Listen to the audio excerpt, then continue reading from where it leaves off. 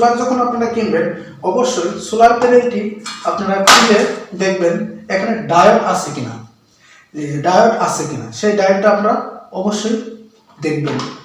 Solar panel যদি আপনারা কিনতে চান ভালো উন্নত মানের সোলার প্যানেলগুলো আপনারা কেনার চেষ্টা করবেন, তাহলে 100% কিন্তু আউটপুট পাবেন। এখন আসি সোলারের সেলগুলো নিয়ে। এখানকার যে সোলার সেলগুলো আছে প্রত্যেকটাই কিন্তু আপনারা ভালোভাবে দেখবেন যে কোনো জায়গায় সেল ফাটা আছে কিনা বা গ্লাস ফাটা আছে কিনা। যদি একটা নতুন সোলার প্যানেল কিনেন তাহলে আপনারা অবশ্যই ভালোভাবে দেখবেন। আর সোলারের চারপাশ দিয়ে আপনারা দেখবেন কোনো জায়গায় ফাটা আছে কিনা, কোনো স্কেচ আছে কিনা। সোলার সেল যদি বা সোলার গ্লাস যদি ফাটা থাকে তাহলে আপনারা যদি এখন না বুঝতে পারেন হয়তো 2-3 বছর পর আউটপুট খুব কম পাবেন আর কি।